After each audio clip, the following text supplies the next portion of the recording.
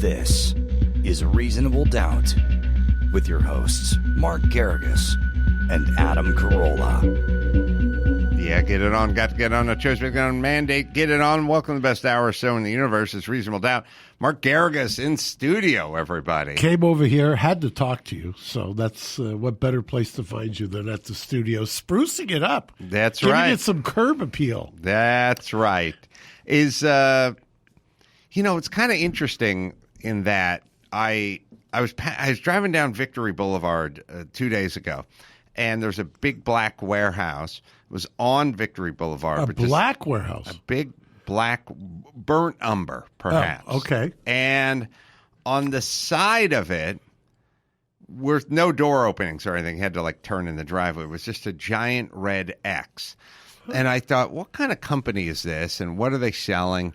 And what are they manufacturing in there? And then I thought to myself, oh, every time you give the directions out, you can just go, it's a giant red X, and everyone will pull over. Because even with Waze and Uber and everything else, you find yourself slowing down. You're looking for the building. I was just doing that in Montrose yesterday. It's on the other side of the street. Exactly. You're not sure if figure odd or even. Right. But if you put a giant red X on your building, then people will always know your building. So are you going to put a big Y or a A? No, we just have our cars painted like, or I should say the warehouse is painted like the Golf GT40 livery that Pedro Rodriguez, I think, drove. Number 9. Let me look. Gary can look it up. But, the problem with that, though, is that we work in Hollywood, and I've had to stop Emmy before, who's telling a 23-year-old publicist it's painted like the Golf racing livery. Yeah. They have no idea what that means. You saw Ford v Ferrari, although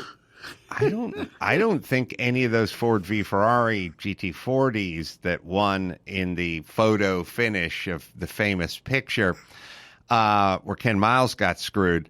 I don't think either one of those. I think any of those were in Gulf livery. I think the Gulf livery was the year or two before. But anyway, wasn't there an orange? There was no orange. Why, when I think Gulf livery, do I think the orange and blue? Orange and blue, right? Right. There is in one of the front ones. Yeah. Oh, one of them is orange and blue. One of them's black, and one of them's yellow. Yeah, that's I like all think orange, I would say. Blue. Orange and yellow, maybe in the back one, and then the Golf in the front next to All the you got to do is add a red. You got the Armo flag. The Ken Miles I think, was blue with like a red thing that kind of looked Gulf livery. But you'll see Pedro Rodriguez, number 9, Gulf livery. Anyway, what's new? What's breaking? Obviously what everybody's talking about, Depp versus Heard, which it really, I am so fascinated by the public reaction to this. Yeah, it's fascinated me since the beginning of this, and the kind of the split and the almost the fanaticism in the sense of being a fan. I mean, there's Team Heard, there's Team Depp, and it really is kind of like a Steelers Green Bay, to borrow your famous. I don't feel like the Heard team bench is very deep. No. I don't know if they have a sixth man. No. Their starters have been out on the court for 46 minutes now. They're getting tired. And on back-to-backs. Yes. Yeah, so it seems like overwhelmingly Depp.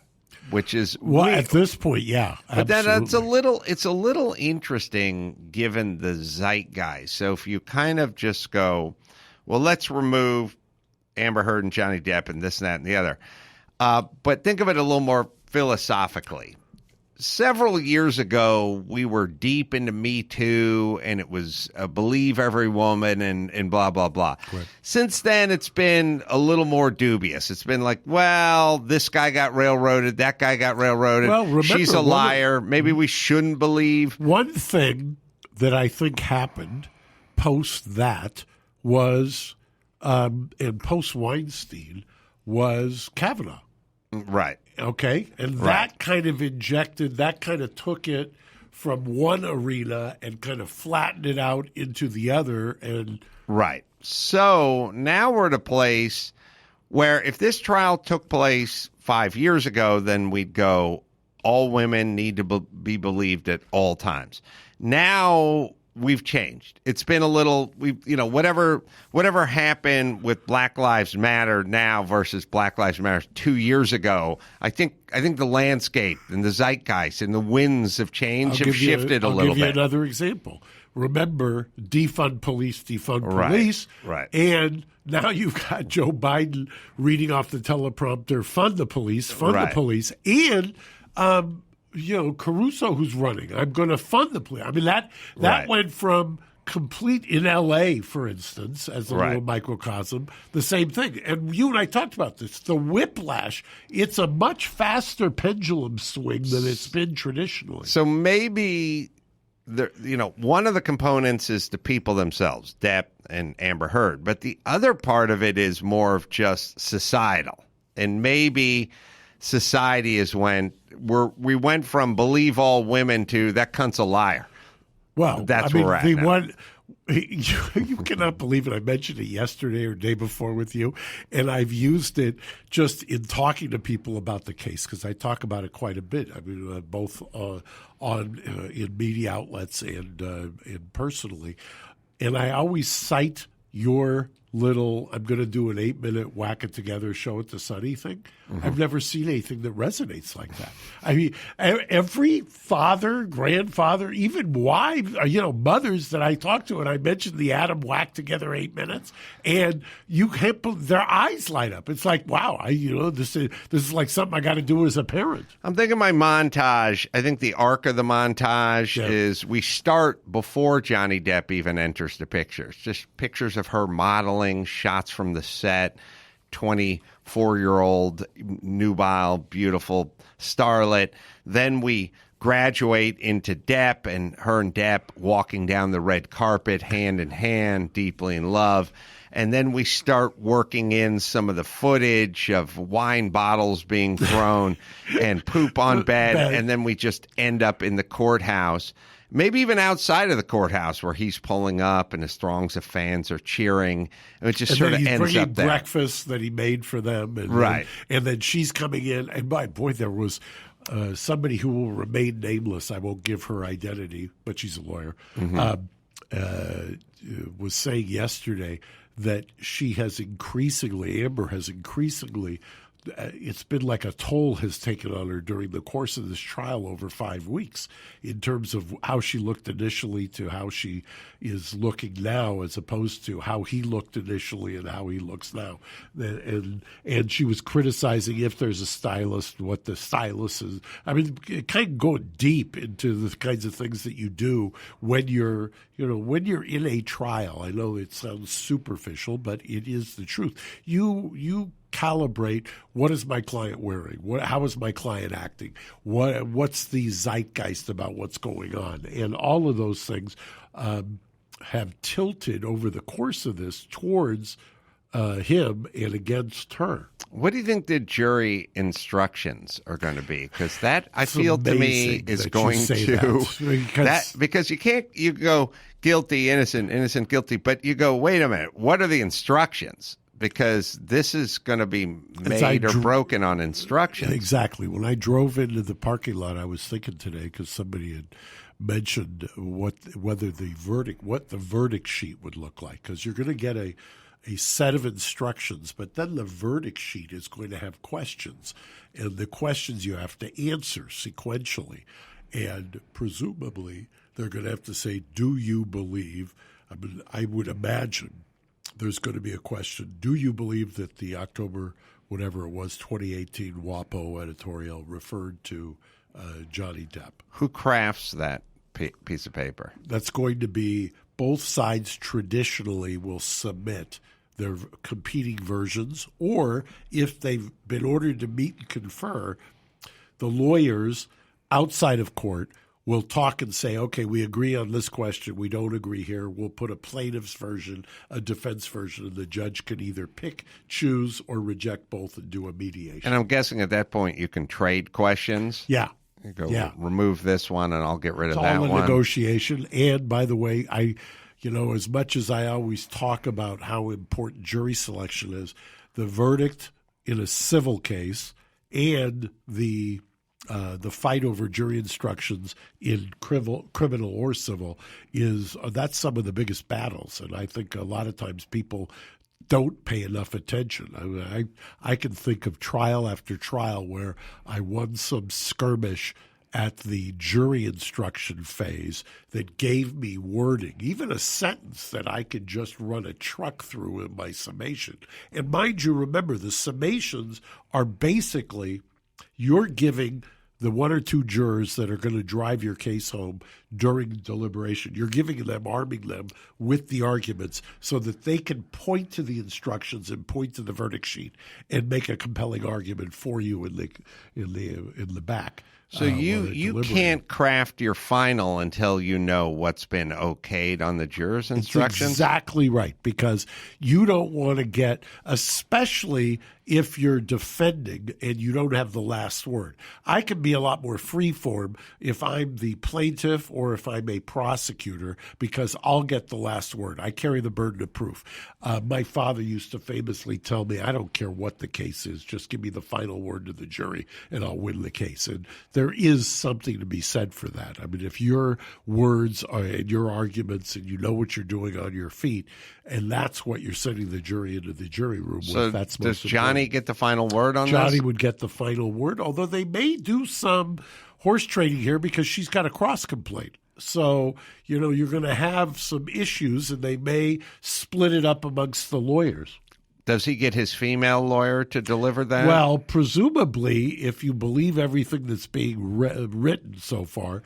So there was a Daily Mail article yesterday about Camille, and I forget her last name, maybe Vasquez, yeah, who's at, I think, Brown Rudnick down in Orange County. Correct. And she's got legions of fans because of her cross of amber. Mm-hmm. So if that's the case, and remember, we mentioned that there are 20-year-olds on that jury, males, if they seem to be relating to her as opposed to Amber, yes, I would call a audible and let her argue a substantial portion of the closing.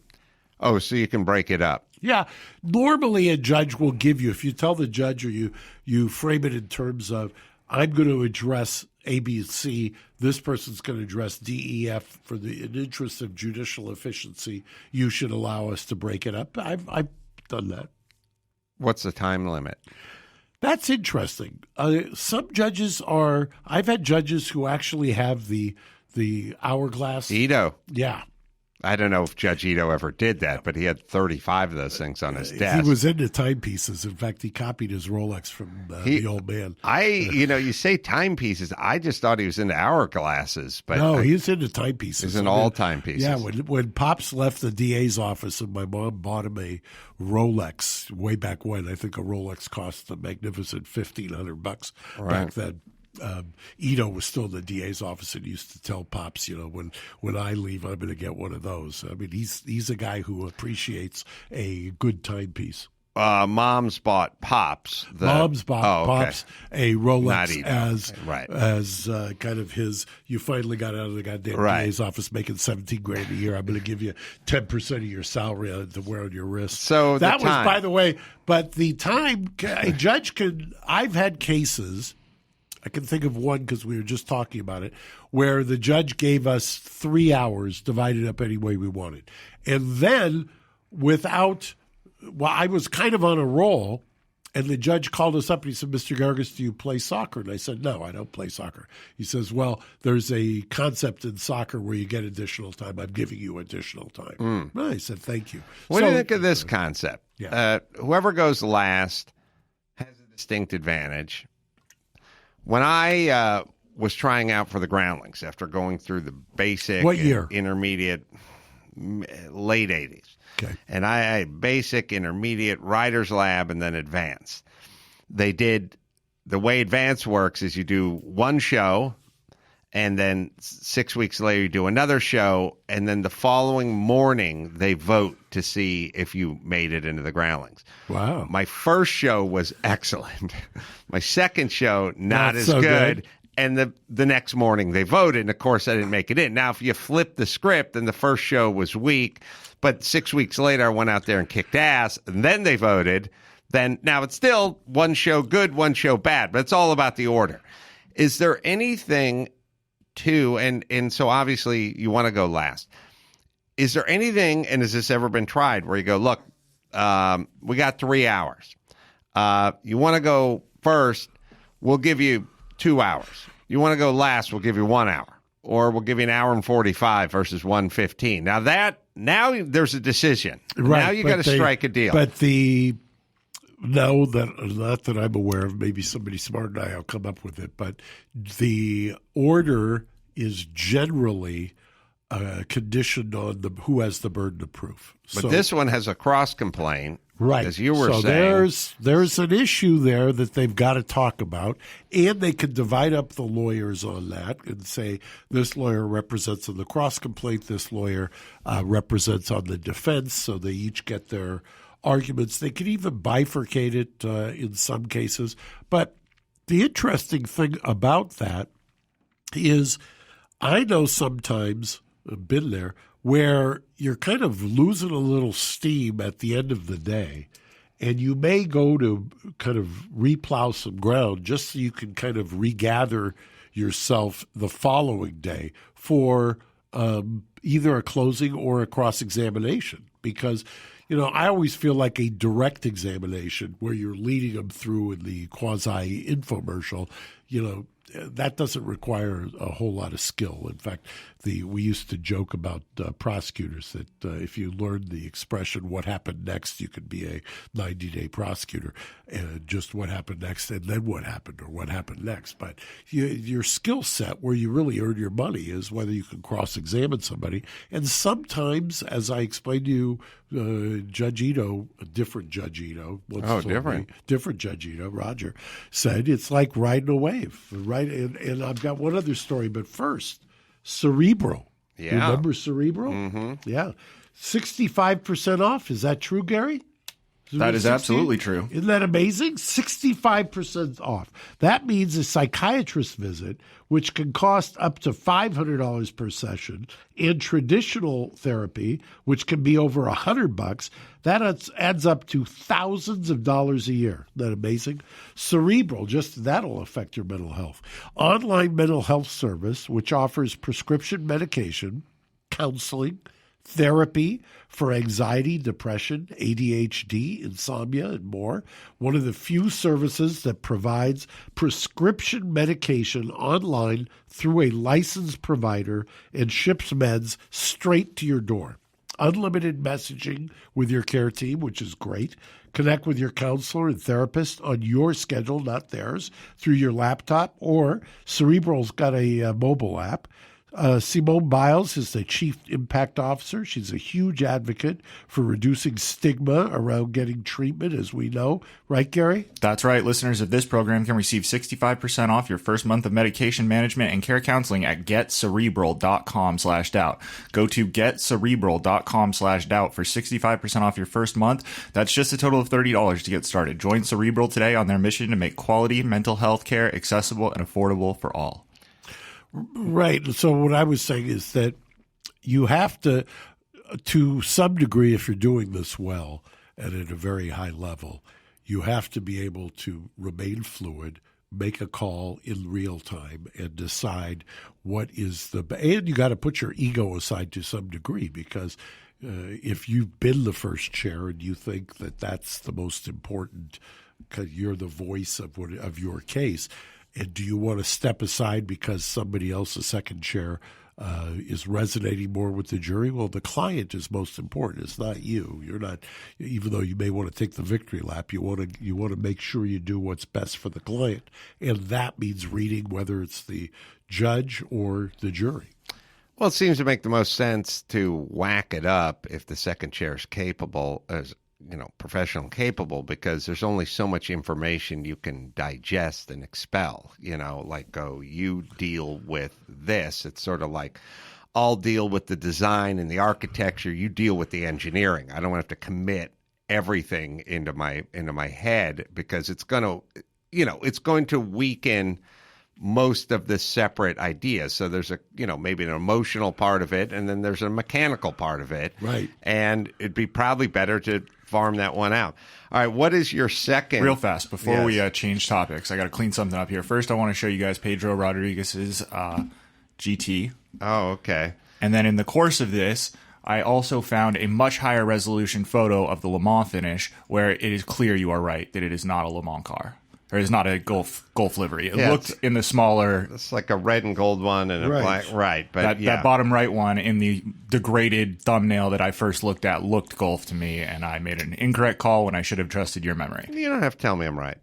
I know it. But I know you like it, so why not? I'm sending Gary one thing on that topic that I think is kind of interesting. We have done ours up like Pedro Rodriguez's Ford GT40. Now, on a separate note, but it's kind of bothersome, and maybe Gary, because we were talking about James O'Keefe, and James O'Keefe, Project Veritas, been doing some stuff, and there's sort of the latest thing. But this latest thing on Project Veritas is really disturbing. I've talked to them off the air, as Gary knows, quite a bit because I do not understand what is happening here. I mean, how in the weeds are you? Medium weed. They went took someone out to dinner and got the honey pot cooking and went and talked to a guy from Twitter about sort of what the mission statement was, and he just went out and said, what all the conservative people already knew. But I think the idea with Veritas is the people on the right and the conservative people already know this stuff. The people on the left don't know it, and I think Veritas is trying to sort of build a bridge. James O'Keefe's trying to build a bridge in between the people that already knew it and the people that have no idea what's going on. But mine is a little more of a mechanical thing with James O'Keefe, which I told him when he was here, but he hasn't implemented it yet. But I'll play when we play you 30 seconds of that. I can tell you what he does. Does Gary have it? Because I'd love to see it. He does two things. Okay. He either hides a mic, takes someone out to a crowded bistro, and then gets the person from whatever, CNN or Twitter, to then have a beer and then start explaining, we never thought January 6th was a thing. We're just kind of playing it up. It's good for ratings. Or Twitter, we censor conservatives. That's our business model. Don't tell anyone. They say that. Now, the other thing he does is he sits down with various whistleblowers, and then they do the voice, right, where they disguise whatever. Now, I told him, and you'll hear it when you hear it, the problem with his stuff is it's not really that shareable in that from a mainstream standpoint, and I've heard it played through the radio a few times, which is there's so much ambient sound. Right. So it's not well produced in the sense it is produced, but in the sense that it can be shareable and it's got what we're used to, polished. Yeah, I mean, we'll listen to it when we find it, but like you can listen to Dawson looks so good again. 3 times. Yeah, that's Ben. But yeah, so also when he takes the person and they do they're at the border, there's been many minors, and it's like your mind kind of goes into the what's this guy? Is he a drug is he a drug informant so or whatever true. it is? When you do that voice, I can picture it, and I always lose it. I told James after the show, I said, "Listen, I've done it. I've done it. We used to do it on very rare occasion, but we back on whatchamacallit? Crank Yankers. Crank Yankers. In Crank Yankers, once in a while we'd get a killer call. It was just like, oh, that was killer. And the person wouldn't sign a release. And we're like, oh, that's so good. But they didn't sign, so we can't air it. What we would do is we'd write the transcript of it, and we'd give it to our receptionist. If it was a woman who, 28-year-old woman answered the phone, and she would just record it. Now, we weren't cooking it. Right. It's what the person said. And I can't remember, once we went into post-production and the show went on TV and stuff, I couldn't tell if that was one of the ones we cleared or one of the ones. And we didn't do it very often. Why did they say you needed a release? Was that legal? Because I can think of a way, legal meaning, was it the legal department?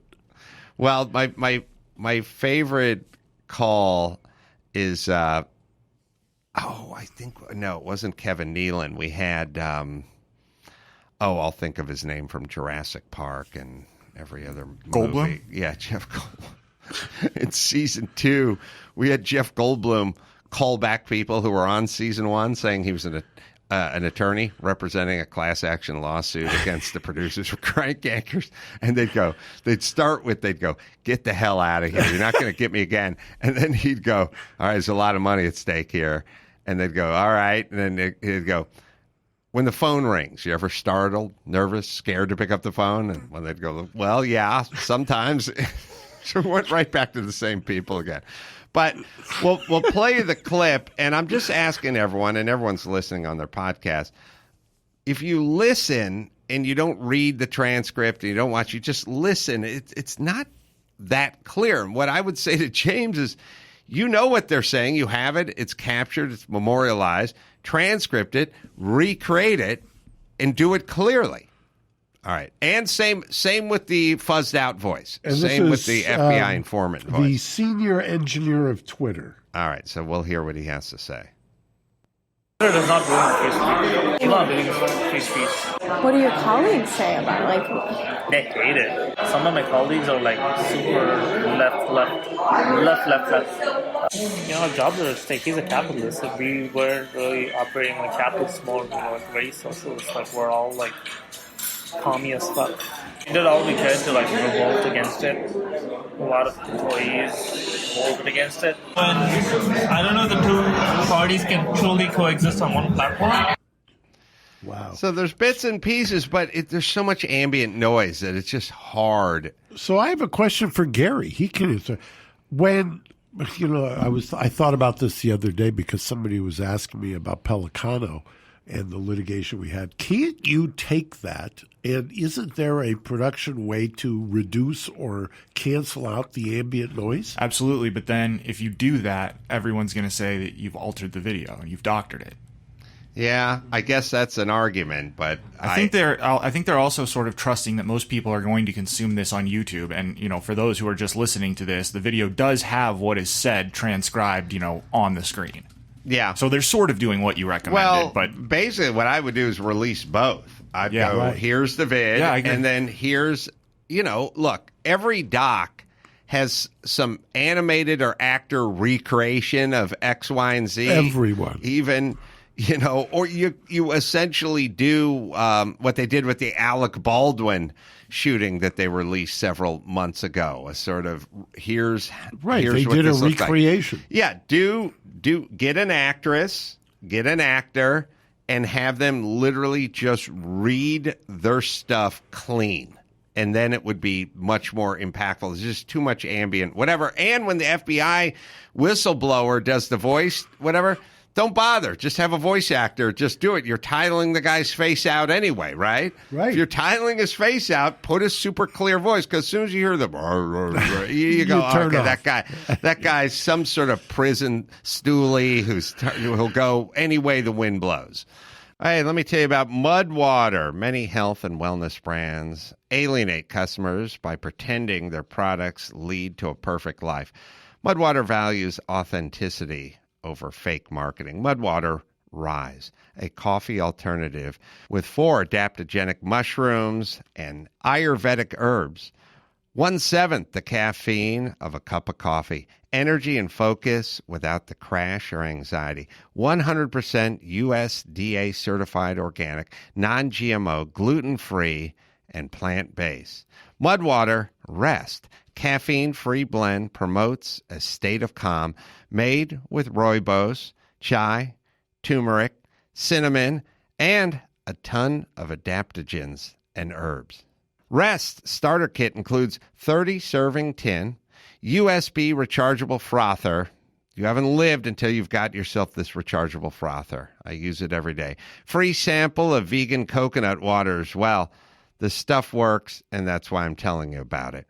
It's mud water, right, Gary? That's right. Go to mudwater.com/doubt and use code doubt to get 15% off your first purchase. That's mudwtr.com/doubt and use code doubt for 15% off. All orders ship within the U.S. and Canada. All right. What else are you I just about? texted something to Gary, which is I saw today.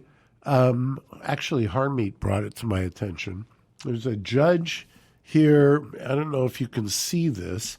Gary, can you read this? It's only 2 sentences. Judge Otis Wright, who's here in the Central District, I believe a George W. Bush appointee. People always want to ask that. It says, the undersigned judge to whom the above entitled criminal case was assigned is hereby of the opinion that he or she should not preside over said case by reason of, I lost the ability to trust the honesty of defense counsel. I cannot take anything defense counsel states at face value. Wow. Yeah, and recused himself. Also declared a mistrial, if I'm not mistaken. So is that in the middle of the trial? Yeah. What was the trial? The trial is a criminal case, I believe, right, Gary? I have not had a chance to look into it. Gary, I love to. This is my test of Gary when he's doing double duty. I believe it's a criminal case here in the Central District. I was looking to see who the lawyer is. I believe it's a PD.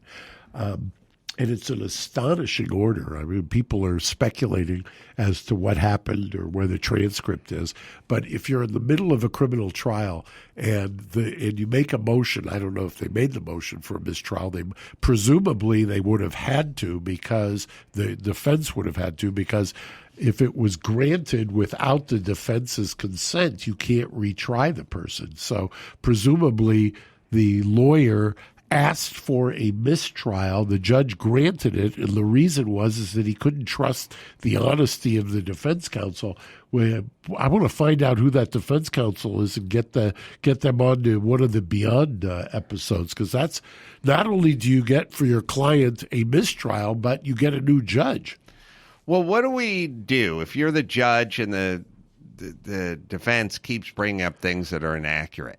Usually you would issue an OSC rate contempt, order to show cause rate contempt. Or you would say, if you're going to do this again, it's a direct contempt. It's committed in front of me, as opposed to an indirect contempt where you violated the order and it's not in front of the judge.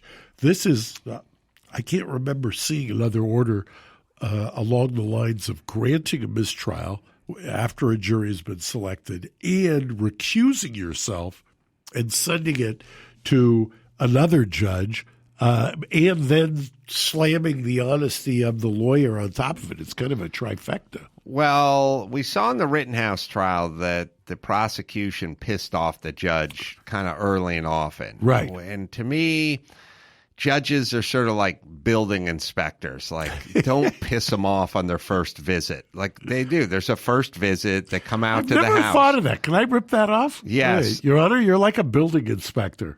Let's not piss him off on his first trip to the house. Now, I'm going to use that. For all the lawyers listening out there, that could be the new mantra. If you piss those guys off the first day they come out to the job site, you're going to have a really bad experience, and they got to come out 7 more times. And they show up in a mood the next time. You know what I mean? Right. So you don't want to get out of the gate and piss off the judge or piss off the building inspector. And it's a dance, because it's not really about right or wrong all the time. You may be right. You may be right with the building inspector, but tell that to the judge, right? As they say. So one of the people who was commenting on this order online said, "What was the defense lawyer's offense? He didn't laugh hard enough at the judge's jokes." And I'm thinking, it's kind of funny. But having said that, I've had the experience. I may have told you the story. That case I tried maybe 5 years ago in Tennessee federal court, where I had a African-American couple who was charged with affirmative action fraud. I took the case because I thought I was in Nashville. We were in the eastern part of the state. They bring the jury in. I turn around. There's, 60 jurors and only one African-American. And I approached 60 from the pool. in the pool. Right. Yeah. And and a lot of overalls. And I approach the bench and tell the judge, this makes no sense. There's only one African-American juror. And he says, not anymore. He's on supervised release to me. I'm excusing him. He had been convicted in his court. I got off on the wrong foot with him. But by the time that trial was over, we got along famously. But that is generally the exception to the rule you've articulated. When I was playing in my first Hollywood Stars Dodger All-Star game, I said to the skipper of my team, who I had no idea who the guy was, as a joke when he was, you have 18 people. You have to decide like who's playing and who's on the bench and how long people are playing. And I walked up to him and I said, I don't platoon. So I just play. And he went, sit down. And then he punished me the entire rest of the game. Who else played with you on that? Dr. Drew was on the other side. Corbin Burnson, L.A. Law. Come on, your favorite show. I think it's funny that high school I was on opposite teams with Drew, and after you became a celebrity and Drew became one, you were on opposite teams. I don't know if they would kind of do that on purpose. Sometimes, they'd have in later years after a hiatus, I was reinstated. And then they put Starsky on one, Hutch on the other, Cagney on one, Lacey on the other. Yeah, they like Jimmy was the pitcher for one team one year. I was the pitcher for the other team. They would break it up that way. But they never made you sing the national anthem like Drew. Rosie? Or Drew. I would have sung it like Rosie. Do we? All right. So we wanted to talk about the Durham. Yeah, what? This case fascinates me. I know the investigation fascinates you, but the trial itself fascinates me because of where it's brought and the jury pool that you have there and the jurors that presumably are serving on this case, which make it a complete kind of a flip from what you usually get in a federal criminal case where, 1% of the time you may survive and get an acquittal in federal court. This is a case where if I'm laying odds, I'm saying Durham's got, or his team has got, I don't think he's actually tried it in the courtroom, his team has got a very, very heavy lift because they're going to, and it reminds me, the reason I say this, maybe it's part of why I'm interested in it, back when I tried McDougal in the 90s in Little Rock Federal Court, and the only jury selection kind of background that I could afford was to run down to the registrar, find out the political affiliation of each of the jurors, and see whether or not they were Democrat, Republican, and how often they voted, and whether they voted in a special election, and then make the determination that if somebody's voting in special elections and they vote in every other election, that usually is a pretty telltale sign that that's somebody who's active. Could one look for independence? I mean, could one say this is a thing? Yeah. I mean, in other cases, your political stripe doesn't really matter that much because we're talking about a murder case or arson or something like that. But in this case, and in Susan McDougal, was it? Yeah, it's a thing. It's going to factor in. Could we just go? We'd like independence on this jury. I suppose you could, but the distinction of is it a class or a classification has not expanded that far. But in this case, if Gary runs through it, he's going to hit me again for doing this to him. But when I looked at the description of the jurors, it looked to me to be primarily what the defense would want. And that's no reflection on the prosecution's ability to choose a jury. I think they had a jury pool that was skewed heavily to the political disposition that you would want if you're on the defense. So this is based, I mean, God, what a time we're in. We spend 3 years going after the Steele dossier and Trump, and then that ends, and then we immediately go into who created that. Right. And we'll spend another 3 years doing that exact same thing. And by the way, for everybody, I always talk about the ox getting gored. I got to come up with a better analogy for modern days. But, I was complaining before because all this was with Trump was flipping the script from Clinton. Now what we were doing with Trump, we're flipping the script again.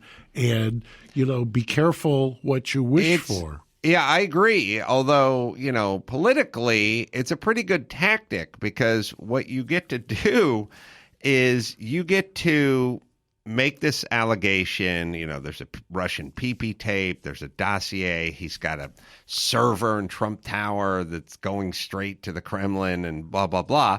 And you put it out there. And then you have 3 years of of Adam Schiff popping up on every news show going, we have breaking news and there's a bombshell and whatever. You get 3 years of essentially publicity. It's almost like saying, I've invented a soda that makes you thin. And you go, you do? And let's investigate. And you go, no, this tastes just like Coca-Cola, but the pounds just melt away. And you go, okay. And then it's 3 years of talking about your soda. And then after you've moved 200 million units at the end, they go, maybe it doesn't work. It's like, wow, you got 3 years of talking about it, though, every night on almost every news outlet. That's an interesting way to look at it, because if you did that exactly as you articulated it, that would be a FTC, Federal Trade Commission violation. I've defended. Years ago, a guy who had sponges that you drank or ate and went into your stomach and lose weight and had to disgorge all of the money they made.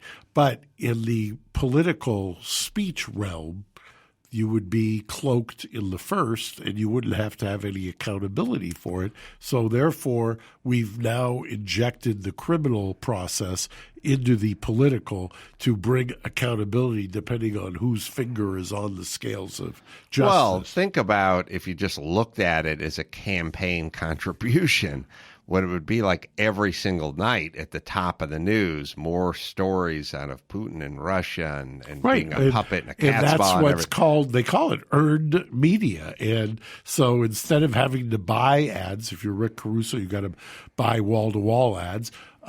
This would be, the Karen Bass equivalent of getting free media. I wanted to punch Mike August in the nuts because every time Caruso comes up, he goes, "I'm not seeing anything. I'm not seeing one ad. I don't know what the guy looks like." I go, for those of you who think that fucking... Adam is joking, you should have seen Adam. We were having lunch. That's right. And August started with, "I haven't seen anything, nothing at all." And Adam was incredulous. Well, August doesn't live in the county where he's running. Maybe that's or the city, Maybe that's because I haven't seen many at home, but I see them all the time here at work. Oh, Mike's hitting a bucket of balls in Orange County right now, so yeah. he doesn't come into work. Right. Oh, that's why. So if he came to work, you'd see him. Adam there was no grass getting brown under his ability to come right back at August and say, "Are you kidding? I can't turn on the TV. I can't listen to the radio." He said, "I don't know what he looks like," yeah. and I can close my eyes. I could close my eyes and give me a charcoal briquette, and I could draw a perfect representation of Rick Caruso. All right, let me do Geico here. Would you love to save a little money on your insurance? Well, of course you would.